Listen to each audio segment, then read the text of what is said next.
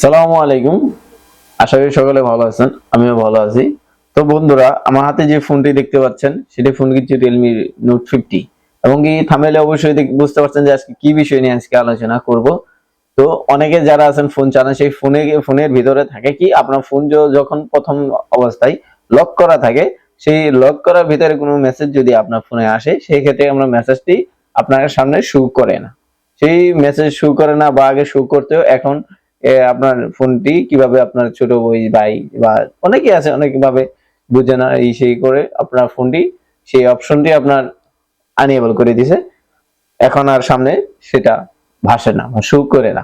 তো সেটা আপনি কিভাবে শো করাবেন বা কিভাবে আপনি হাইড করে রাখবেন সেটি দেখিয়ে দিব আজকের এই ভিডিওতে। অনেকে আবার আছেন যে আপনার প্রাইভেসির জন্য আপনার কোনো মেসেজ যদি আপনার বাইরে ফোন লক থাকা অবস্থায় ধরেন আপনার ভাবির কাছে বা আপনার বউয়ের কাছে ফোন আপনি রেখেছেন, আপনার অনেক একটা জিএফ টিএফ আছে সেখানে আপনার মেসেজটি আপনার ফোনে লক খোলা আগের যে মেসেজটি আপনি শো করতে সেটি এখন শো করে দিচ্ছে।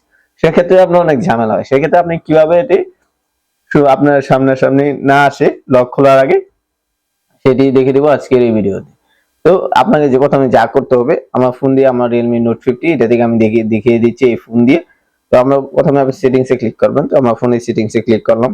তো ক্লিক করার পর এখানে এরকম চলে আসবে। এখন আপনি যা করবেন, দেখেন এখানে লেখা আছে যে ডিসপ্লে নামে অপশন একটি দেখতে পাবেন, এখানে ক্লিক করবেন। ডিসপ্লে ক্লিক করার পর নাকি ইন্টারফেস চলে আসবে, আপনারা সেটিং কিন্তু দেখতেই পাচ্ছেন। তো এখন আপনি যা করবেন, দেখেন এখানে লেখা আছে যে লক স্ক্রিন, এখানে আপনি ক্লিক করবেন। লক স্ক্রিনে ক্লিক করার পর এখানে দেখেন ওই যে উপরে লেখা আছে প্রাইভেসি, প্রাইভেসি লেখা আছে যে অবশ্যই স্ক্রিনে দেখতেই পাচ্ছেন।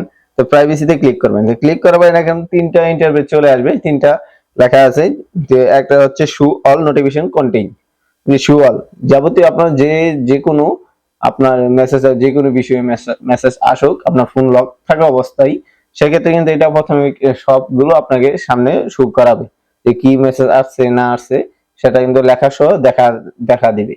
এরপরে নিচেরটা হচ্ছে যেটা আপনি দেখতে পাচ্ছেন একটি গ্রিন ডট দিয়ে দেওয়া আছে, এটা যে আমি নিচেরটা দেই, সরি নিচেরটা দেই, দেখেন show sensitive content only when unlock.